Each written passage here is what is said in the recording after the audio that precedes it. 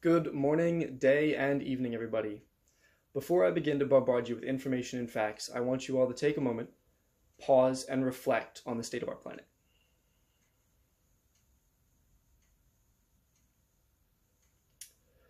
Do you think that the current state of our planet is a good one? Most of you probably stopped and thought, our planet's in pretty decent shape.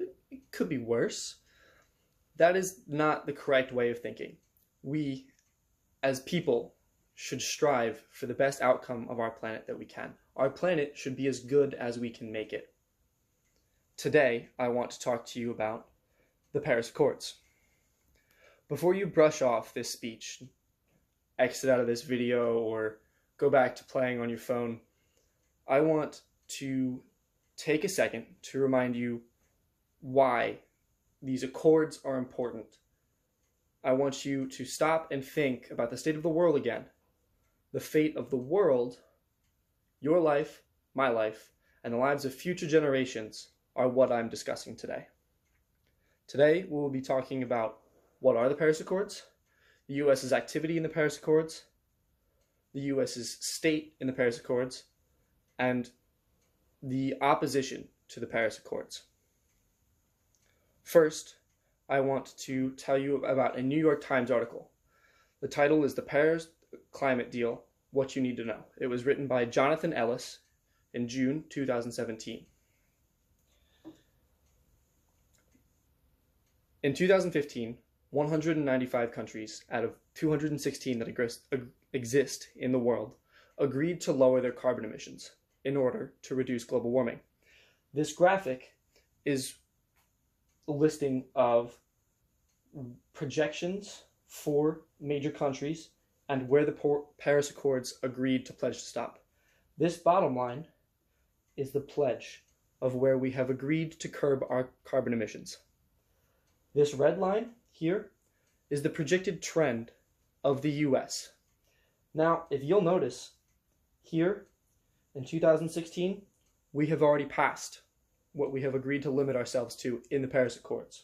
Our trend of exponential growth is going to doom the planet. The U.S. involvement of the Paris Accords. In 2015, we were one of the major countries pushing for the Paris Accords to be placed into action. However, as of November 2019, President Trump officially gave notice to the United Nations that the United States would withdraw from the Paris Accords. This graphic here in blue are countries that have agreed to the Paris Accords. In dark blue, countries that have already begun progress as of 2017 to reduce their carbon emissions. Countries in light blue are countries that have agreed to lower their carbon emissions but have yet to do so. The only countries out of the Paris Accords are the United States, Syria, and a very small country in South America that I can't read because it's so small on the map. However, we should not be leaving the Paris Accords. We need to rejoin the Paris Accords, as a matter of fact. A June 1st article written in 2017 was posted by the Wall Street Journal. It was an ad run by several major companies.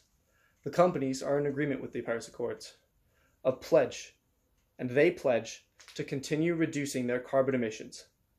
The government needs to step up and keep things on track, is what their ad stated. The ad was backed by Apple, Facebook, Google, Levi, Microsoft, Adobe, and Tiffany & Company. These corporations are stepping up. They are eliminating their previous acts to earn a bottom dollar. They're putting the planet first, and they're calling on our government to do the same.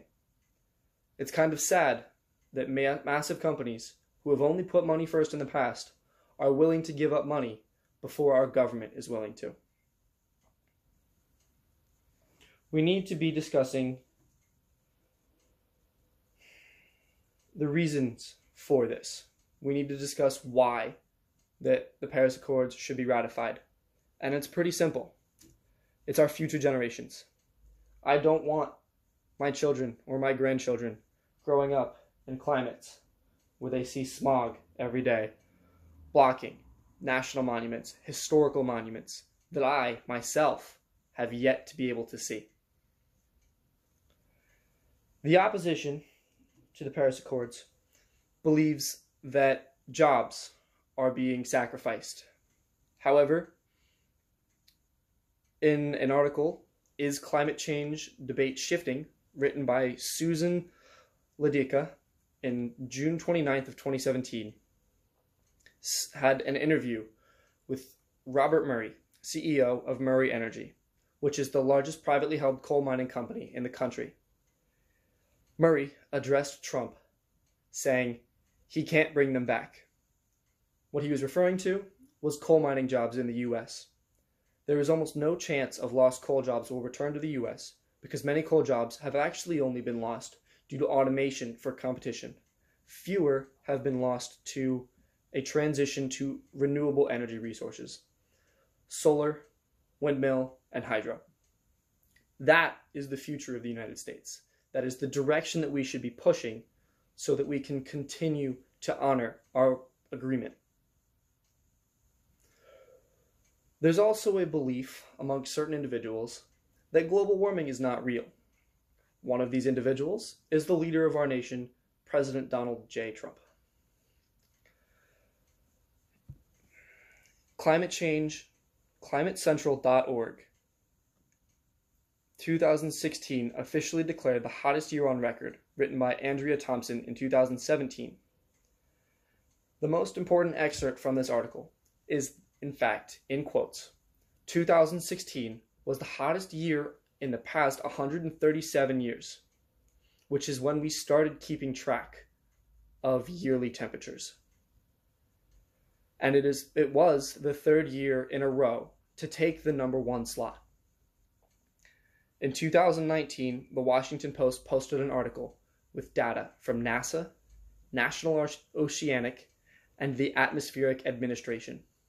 2019 was the second hottest year on record, falling only behind 2016. The past 5 years are among the top 5 hottest temperatures since record-keeping began. 19 out of the top 20 slots have come from the last 2 decades. It's important to remember what the Paris Accords were and why we have pledged to lower our carbon emissions to save the planet. It is important that the U.S. rejoin the Paris Accords. We need to do it for our future. We need to do it to keep our word as a country. We need to lead countries. We lead in economic growth, we lead in military strength, and we should lead in a transition to a healthier planet. The opposition has been proven wrong by statistical data repeatedly for the last 2 decades. Now I want to leave you with one thought. Do you want to be the generation that is known for destroying the earth when all we had to do was change our investment just a little?